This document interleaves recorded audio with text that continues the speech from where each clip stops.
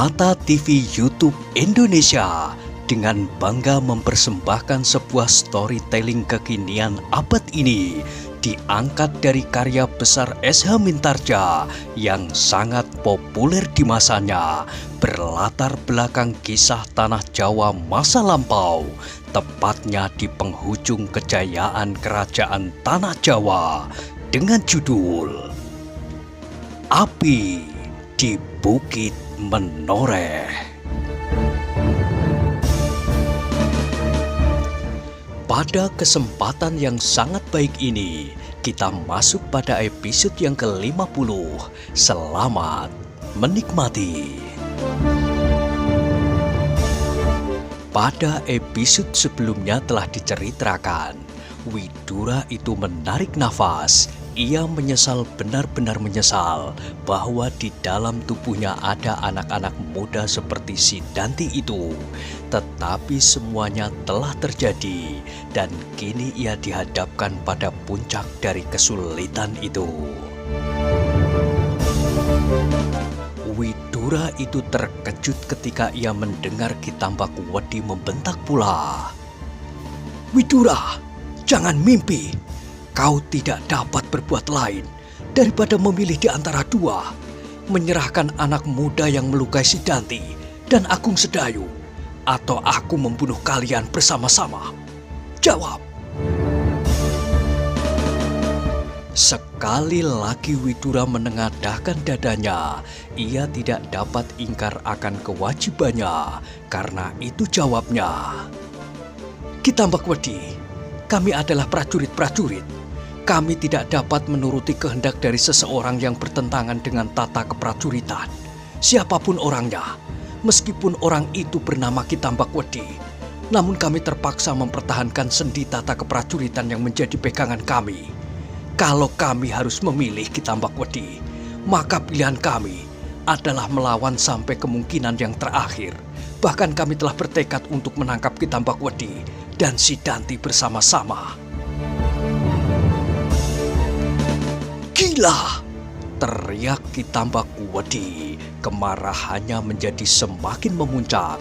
Namun tiba-tiba ia terpaksa mempertimbangkan keadaannya. Widura ternyata benar-benar telah siap dengan segenap anak buahnya. Mereka yang mendengar kata-kata Widura itu pun tiba-tiba telah meraba hulu pedang mereka. Dalam kemerahan sinar matahari pagi, Ki Tambak Wedi melihat orang-orang yang berkerumun di sekitarnya itu dengan wajah-wajah yang tegang, wajah-wajah jantan yang keras dan kasar, wajah-wajah yang untuk kesekian kalinya dihadapkan kepada kemungkinan yang paling akhir dari hidupnya untuk kewajibannya, maut. Ki Tambak Wedi tidak dapat menutup segala penglihatannya. Pengalamannya yang panjang segera dapat memberikan pertimbangan kepadanya. Betapapun kesaktian yang tersimpan di dalam dirinya, namun untuk melawan sekian banyak orang sekaligus adalah pekerjaan yang sangat berat dan berbahaya. Mungkin ia akan membunuh separuh dari mereka itu, namun setelah itu ia akan kehabisan tenaga, dan yang separuh lagi akan dapat menangkapnya, mengikatnya dan membawanya ke Pajang. Geramnya di dalam hati. Apakah Ki Tambak Wedi terpaksa diikat tangannya dan kakinya digiring ke Pajang? Sesaat halaman belakang Kademangan Sangkal Putung itu menjadi sepi. Baik Ki Tambak Wedi maupun Widura terpaksa membuat pertimbangan-pertimbangan yang meragukan diri mereka. Keduanya agaknya segan untuk berbuat sesuatu atas yang lain. Karena itu, maka suasana menjadi sedemikian tegangnya ketika tiba-tiba Ki Tambak Wedi itu berkata kepada si Danti, "Si Danti, ikuti aku. Sangkal Putung sama sekali tak akan memberimu sesuatu." Si Danti yang luka itu pun menyadari sepenuhnya kata-kata gurunya. Sangkal Putung benar-benar tak akan memberinya sesuatu. Dan ia sependapat dengan gurunya meninggalkan Sangkal Putung. Tetapi masih ada yang menjadikannya bimbang. Senjatanya berada di pendopo Kademangan. Dengan ragu-ragu ia berkata, "Guru, bagaimana dengan senjataku?" Ki Tambak Wedi mengerutkan keningnya, namun kemudian jawabnya, "Apakah keberatanmu dengan senjata itu? Senjata itu dapat dibikin.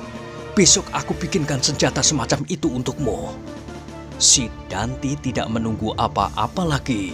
Segera ia beringsut ke samping gurunya.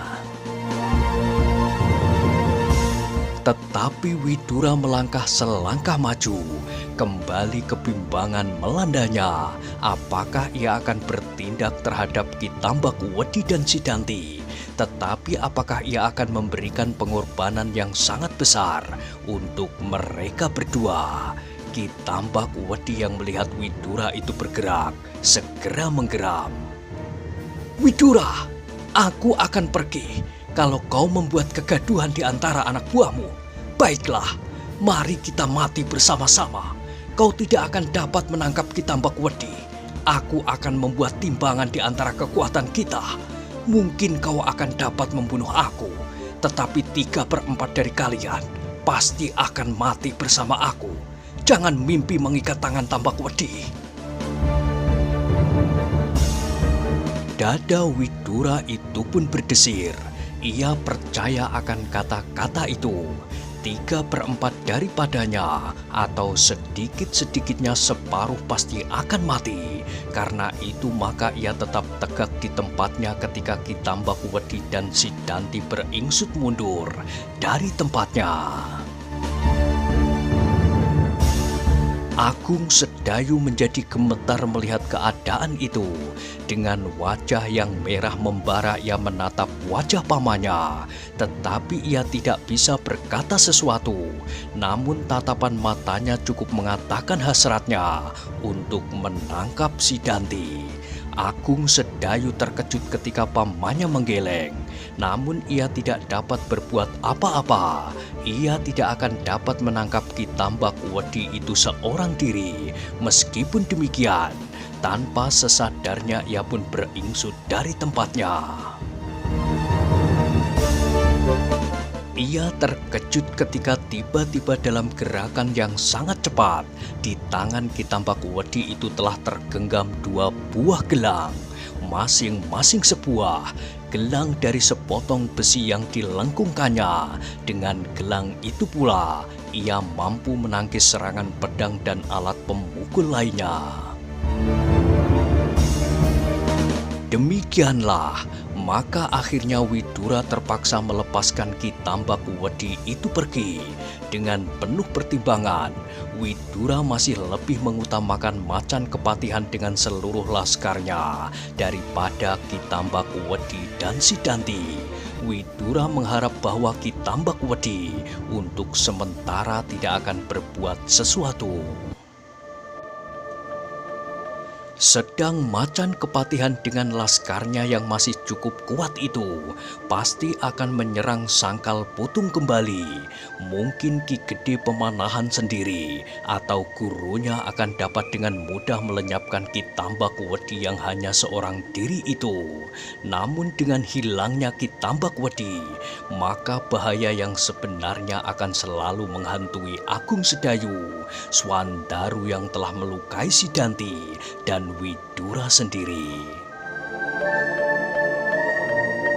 Demikianlah ketika Ki Tambak Wedi itu hilang dari lingkungan mereka, segera Agung Sedayu bertanya, "Paman, kenapa mereka itu kita lepaskan?" Widura menarik nafas dalam-dalam, kemudian katanya, "Dengan menangkap Ki Tambak Wedi, maka aku pasti akan melepaskan lebih separuh dari laskar kita.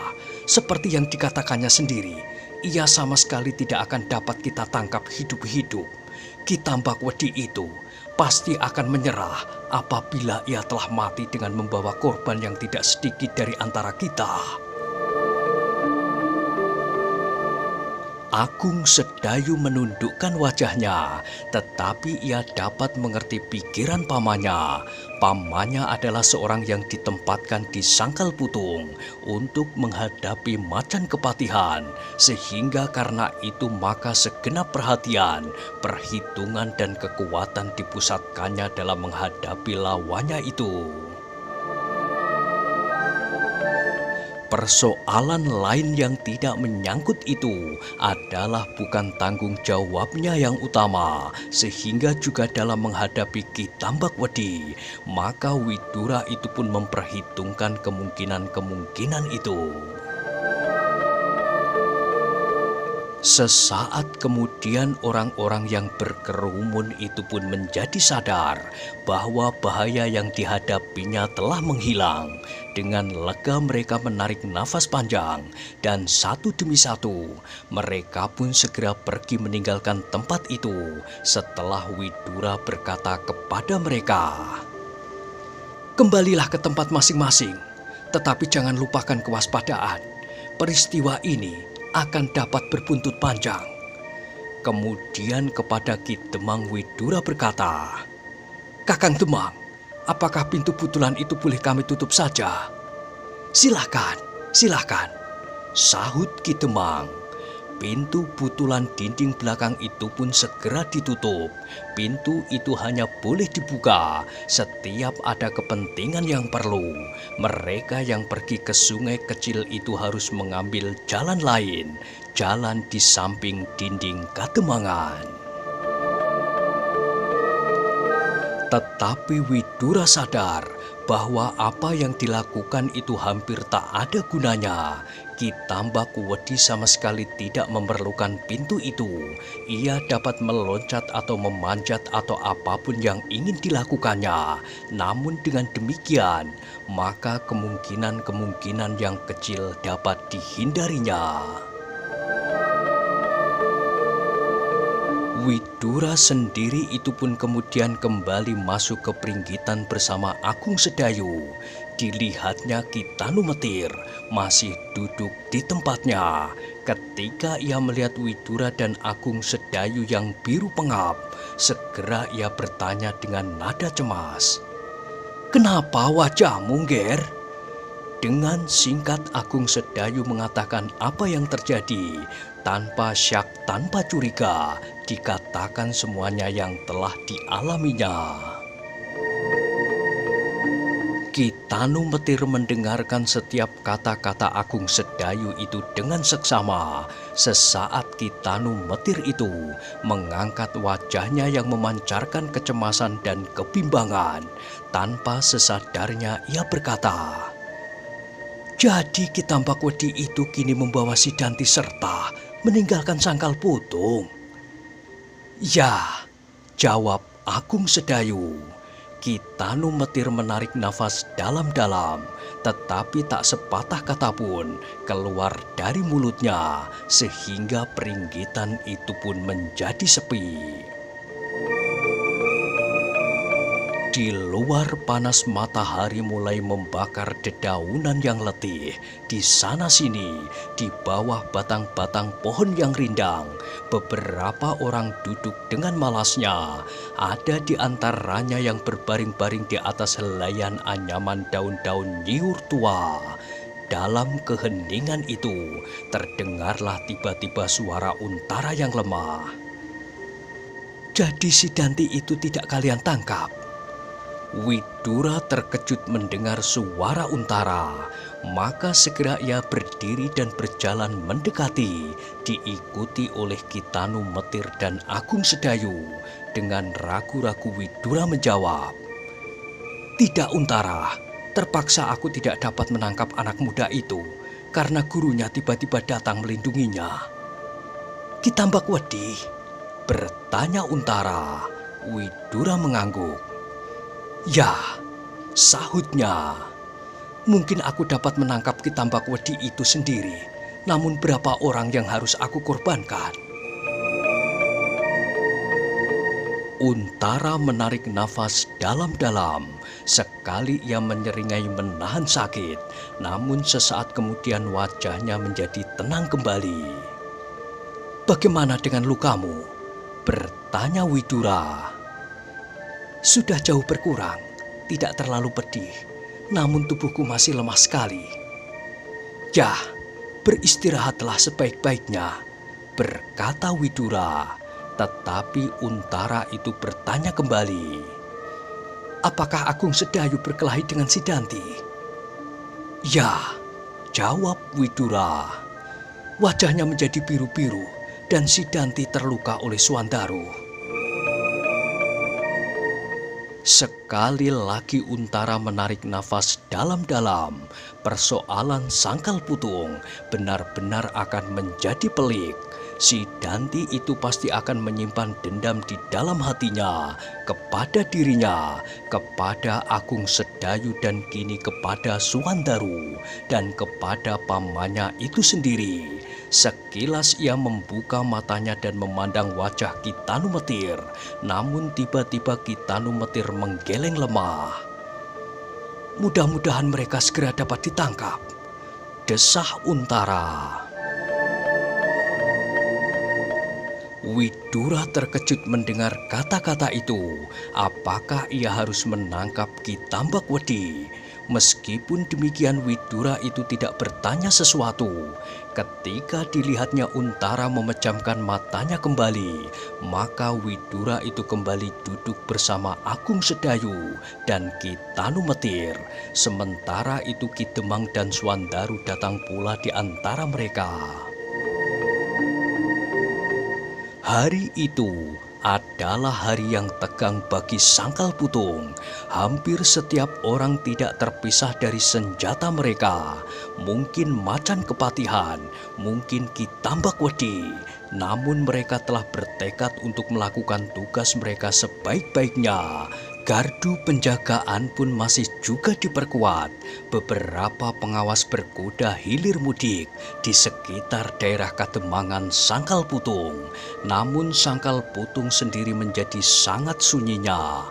Hampir setiap rumah telah menutup pintunya dan hampir setiap anak-anak tidak berani keluar dari rumah mereka. Bahkan ada di antaranya yang masih belum berani pulang ke rumah sendiri. Mereka masih saja tinggal di Kademangan atau Banjar Desa. Ki Tanumetir pun kemudian tidak hanya mengobati Untara, tetapi ia pun pergi juga ke Banjar Desa dan dicobanya pula untuk meringankan setiap penderitaan dari mereka yang terluka. Bukan saja hari itu Sangkal Putung diliputi oleh ketegangan.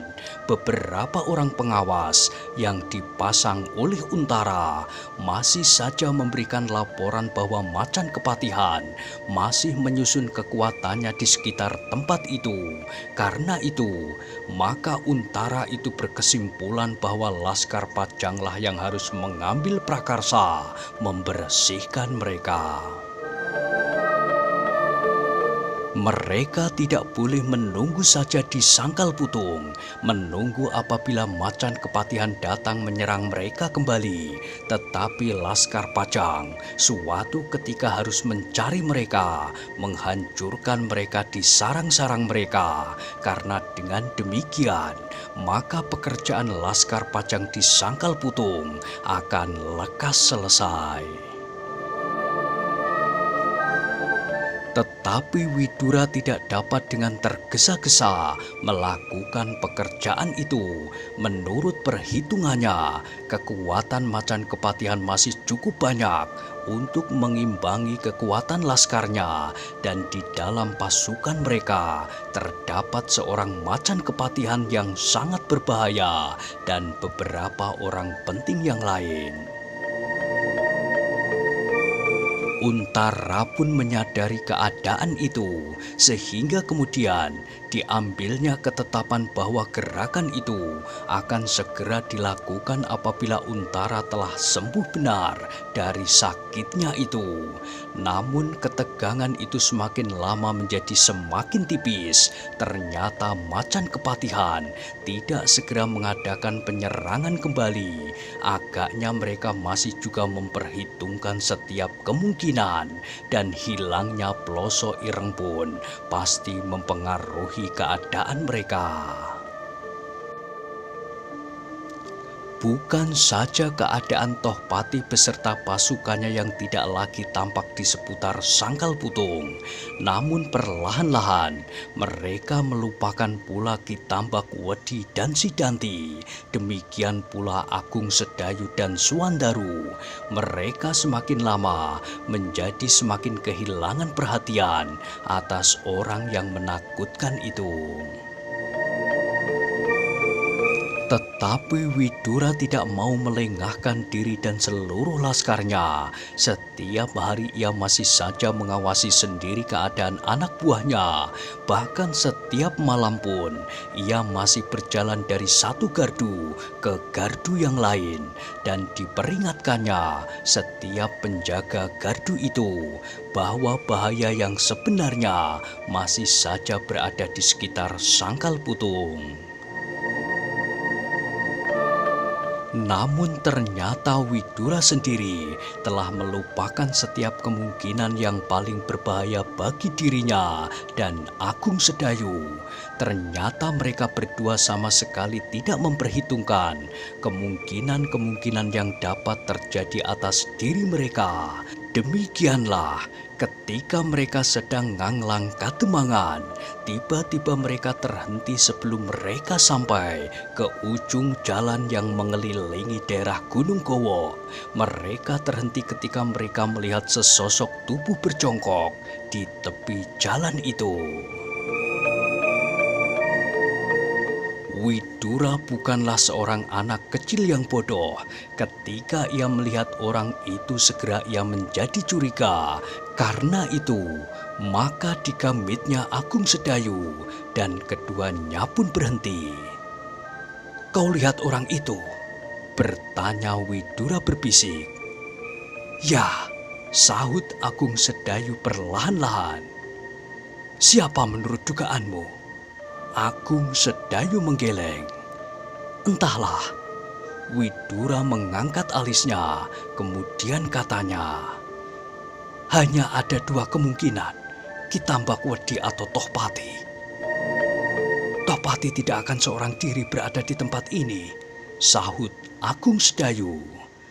"Mungkin saja," jawab Widura. "Beberapa orang lain berada di tempat lain pula, atau orang yang diumpankannya untuk memancing kita." Agung Sedayu menarik nafas. Meskipun demikian, mereka menjadi berdebar-debar juga. Baru saat itu mereka menyadari bahwa bahaya yang demikian itu memang dapat terjadi. Tetapi kesadaran itu datangnya agak terlambat, sebab bahaya itu sendiri telah berada di pelupuk mata mereka. Beberapa saat terakhir, seakan-akan mereka telah melupakan kemungkinan itu. Namun kelengahan itu telah membawa mereka ke dalam satu bahaya. Kini mereka tidak akan dapat mundur lagi. Siapapun yang akan mereka hadapi. Karena itu maka Widura itu pun kemudian berkata, "Marilah kita lihat siapa orang itu." "Kita tidak usah mendekat," berkata Widura. "Lalu bagaimana?" bertanya Agung Sedayu. "Biarlah ia yang mendekat." "Apakah ia mau?" "Marilah kita lihat," jawab Widura. Widura kemudian tidak menunggu jawaban Agung Sedayu lagi. Perlahan-lahan ia berjalan menepi dan duduk dengan enaknya di tepi jalan. Namun demikian, pedangnya telah disiapkannya seandainya ada sesuatu yang tiba-tiba harus dihadapinya. Agung Sedayu kini telah memahami maksud pamannya. Karena itu, maka ia pun berjalan menepi pula dan berjongkok berhadapan dengan pamannya itu. "Kalau orang itu ingin bertemu dengan kita, ia pasti akan datang kemari," berkata pamannya. "Ya," sahut Agung Sedayu. Kalau ia akan bertahan di tempatnya, maka biarlah kita tunggu di sini sampai besok siang. Agung Sedayu tersenyum. Meskipun demikian debar jantungnya menjadi semakin cepat. Seandainya orang itu benar-benar Ki Tambak Wedi, maka apakah mereka berdua akan mati sebelum mereka menyelesaikan pekerjaan mereka yang sebenarnya, menumpas sisa-sisa Laskar Jipang. Agung Sedayu kini sudah bukan seorang penakut lagi, tetapi ia mempunyai beberapa perhitungan yang dikatakannya kepada pamannya. Paman, adalah tidak menguntungkan sekali seandainya orang itu benar-benar Ki Tambak Wedi. Apakah dengan demikian kita tidak akan kehilangan kesempatan untuk melawan Tohpati dengan laskarnya? Widura mengangguk-angguk. Kau benar, Sedayu, katanya. Tetapi kita sudah tidak mempunyai kesempatan lagi. Kita hanya tinggal memilih satu kemungkinan mempertahankan diri. Apalagi kalau kita kembali sekalipun, maka orang itu pasti akan mengejar kita dan kita harus bertempur pula. Tidak dapatkah kita memberikan tanda bahaya? Kita tidak membawa alat untuk itu. Yang ada pada kita hanyalah sehelai pedang. Agung Sedayu terdiam. Jawaban pamannya tak akan dapat dipungkiri lagi. Seandainya mereka berjalan kembali, maka orang itu pasti akan mengejarnya atau bahkan menyerang dari arahnya dengan senjata-senjata jarak jauh, pasar atau bandil atau apapun yang akan dapat dilemparkannya. Tiba-tiba Agung Sedayu itu teringat akan sesuatu. Ia mempunyai beberapa kelebihan dengan daya bidiknya. Mungkin akan mengurangi tekanan-tekanan yang akan dilakukan oleh orang yang berjongkok di pinggir jalan itu. Karena itu, maka tiba-tiba saja Agung Sedayu itu pun mengumpulkan beberapa butir batu yang berada di sekitarnya. Untuk apa? Bertanya Widura. Agung Sedayu tersenyum meskipun masam. Kalau kita yakin bahwa orang itu lawan kita, siapapun ia, maka aku akan menyerangnya sebelum orang itu mendekat. Widura menjadi tersenyum pula. Jawabnya, tak ada gunanya. Agung Sedayu menggigit bibirnya. Meskipun demikian, ia tetap pada pendiriannya. Tetapi sesaat mereka duduk di pinggir jalan, orang yang berjongkok itu pun tidak bergerak. Orang itu masih juga berada di tempat itu juga. Karena itu maka Widura dan Agung Sedayu adalah menjadi semakin lama semakin gelisah. Orang itu memang membiarkan kita menjadi gelisah, bisik Widura. Tetapi biarlah, kita akan tetap berada di tempat ini. Ya, sahut Agung Sedayu pendek. Sebenarnya lah bahwa kegelisahan mereka sudah hampir tak tertahankan lagi. Orang itu sama sekali tidak bergerak dan seakan-akan sebuah patung yang mati. Sikap itu sama sekali tidak menyenangkan bagi Widura dan Agung Sedayu. Ketika kegelisahan Agung Sedayu telah memuncak, maka ia berkata, "Paman, biarlah aku mencoba melemparnya dengan batu. Apakah ia masih akan berdiam diri? Aku kira aku akan dapat mengenainya." "Jangan," jawab Widura. "Kita jangan menjadi gelisah. Kita harus tetap tenang. Orang itu sengaja membuat kita gelisah." Agung Sedayu terdiam, namun dadanya benar-benar akan menjadi pecah karena kegelisahan yang menghentak-hentak. Meskipun berkali-kali pamannya mengatakan bahwa orang itu sengaja membiarkan mereka gelisah, namun Agung Sedayu itu benar-benar hampir pingsan dibuatnya. Sedemikian gelisahnya Agung Sedayu, sehingga sekali ia berdiri, kemudian kembali berjongkok di hadapan pamannya. Sesaat kemudian, dengan lesunya ia membantingkan diri duduk di sisi Widura. Sebenarnya Widura itu sendiri pun menjadi sangat gelisah, namun ia masih berhasil mengendalikan dirinya. Ia masih tetap dalam sikapnya, siap untuk menarik pedangnya apabila terjadi sesuatu. Nah, bagaimanakah kisah selanjutnya? Silahkan ikuti terus kisah Api di Bukit Menoreh pada episode berikutnya. Sampai jumpa.